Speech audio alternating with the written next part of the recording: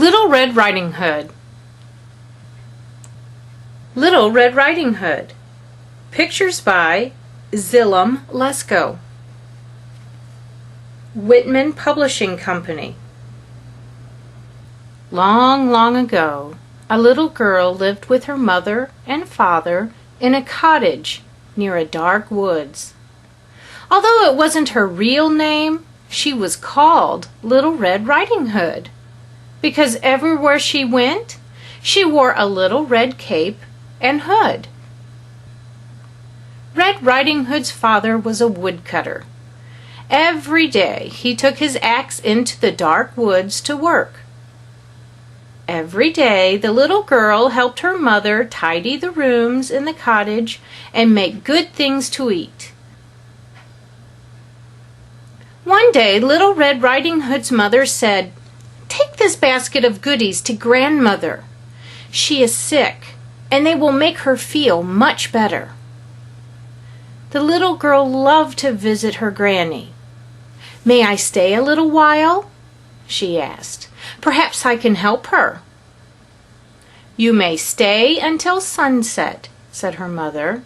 "Now hurry along, dear, and don't stop to talk to anyone on the way." Little Red Riding Hood skipped happily along the path at the edge of the woods. The squirrels and birds chattered and sang to her. She smiled at them as she passed, but she didn't stop until some gay red flowers nodded as if to say, "Take us with you." As she stopped to pick the flowers, she heard a voice say, "Well, Little Red Riding Hood, what are you doing so far away from home?" Red Riding Hood looked up to see a wicked wolf smiling at her. She was not afraid because he seemed so kind and friendly, so she answered politely, "I am taking some goodies to my sick grandmother." The wolf looked hungrily at the basket. "Where does your grandmother live, dear child?" he asked. "In the first cottage beyond the woods," replied the child. "I hope she will soon be well," said the wolf, "but I must be on my way. I have things to do. Goodbye, little one. Keep to the path. It is safer than going through the dark woods." Little Red Riding Hood went on her way. The wicked wolf ran straight through the dark woods to her grandmother's cottage. When he rapped on the door, a weak voice called, "Who is there?" The wolf tried to make his voice as sweet as a child's. "It is Little Red Riding Hood," he said. "Lift the latch and walk in, dear," called the grandmother. When she saw the wolf, the poor old woman screamed and jumped out of bed and hid in the closet. The wolf put on the nightcap which she had dropped in her haste. Then he got into bed and waited for Little Red Riding Hood. When he heard a gentle tapping, he called, in a voice that he hoped would sound like the grandmother, "Who is there?"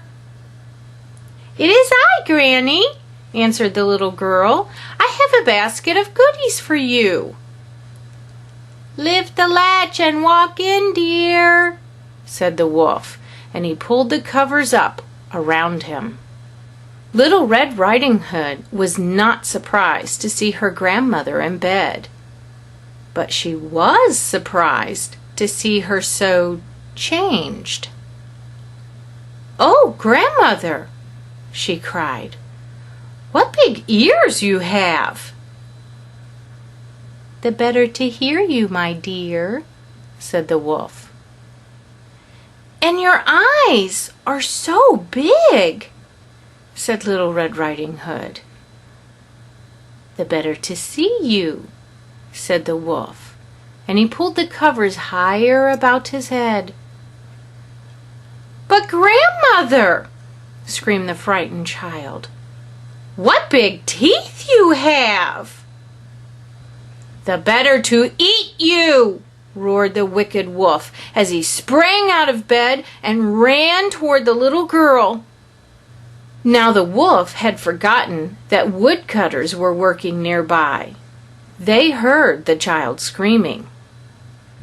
As the men ran into the house, the wolf jumped out of the window and ran away. The woodcutters ran after him with their axes. When it was quiet, the grandmother came out of the closet. She hugged Red Riding Hood to her. "The wolf didn't hurt me," said the little girl.